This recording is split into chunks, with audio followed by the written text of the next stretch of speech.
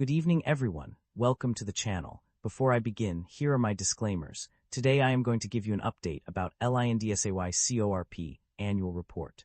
Lindsay Corporation offers a diverse range of businesses and services across two main segments, irrigation and infrastructure.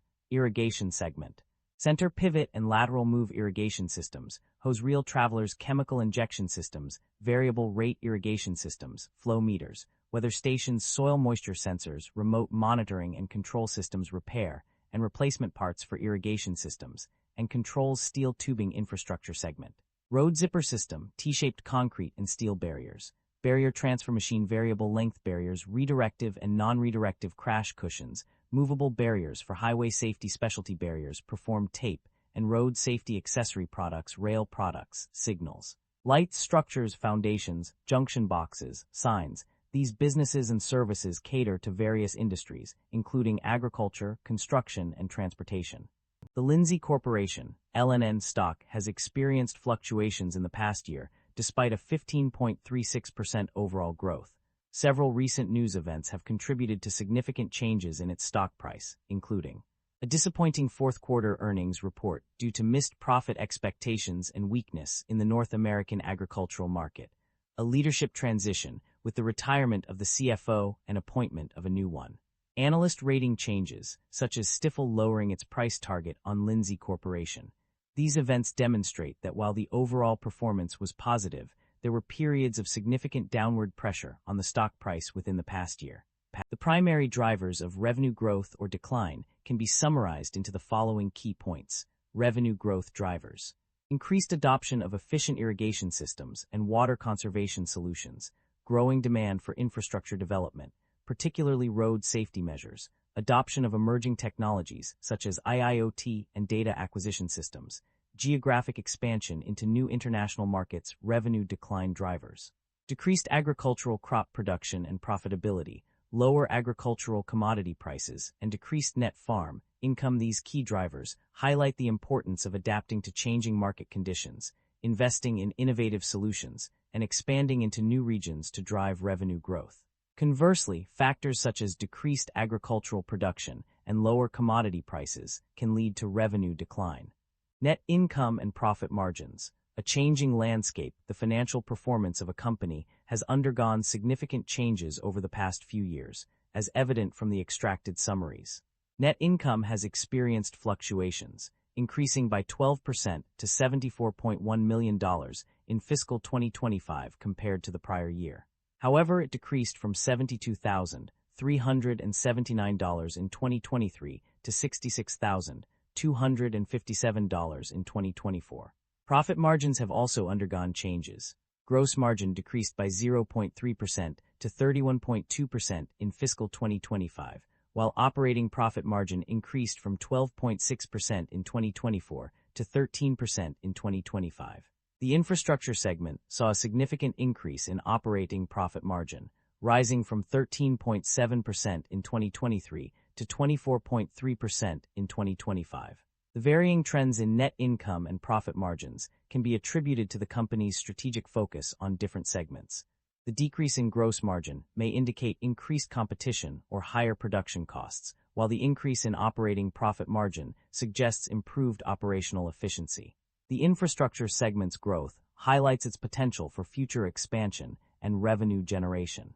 The company is generating a significant amount of positive operating cash flow. In fact, the operating cash flow has increased by $20,300 from the previous period to $123,419 in 2025. This trend of positive operating cash flow continues for 3 consecutive years, with amounts totaling $132,910 in 2025, $95,761 in 2024, and $119,707 in 2023. The increase in cash and cash equivalents is also a direct result of the excess of cash provided by operating activities over investing and financing activities. The company's debt level and interest expenses have undergone significant changes in recent years. Notably, the debt level has increased substantially, with the revolving credit facility's debt rising from $0 to up to $50 million. This represents a substantial increase in the company's financial obligations. On the other hand, interest expenses have shown mixed trends. While there was an initial decrease of 43% in interest expense from 2024 to 2025, this trend was short-lived. By August 31, 2025, interest expenses had increased due to a higher variable rate on the revolving credit facility. Overall, these changes indicate that the company's financial situation has become more complex and potentially riskier. The company's financial performance was mixed across various segments and regions. The irrigation segment performed well, with a revenue increase of 11% driven by population growth, efficient water resource use, and growing demand in international markets. The MENA region saw significant growth due to large project sales. In contrast, the North America irrigation revenues declined by 9%, attributed to lower unit sales volume and less favorable product mix. The biofuels market also underperformed.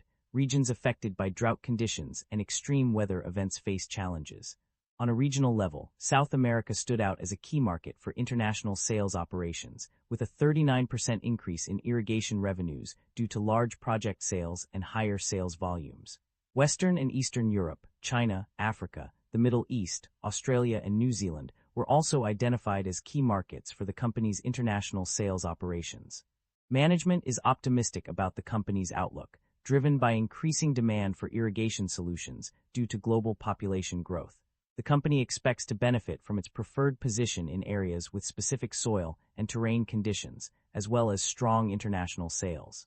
To achieve earnings growth, management plans to expand globally, improve margins, and pursue strategic acquisitions. Capital expenditures will focus on organic growth, synergistic acquisitions, dividends, and share repurchases.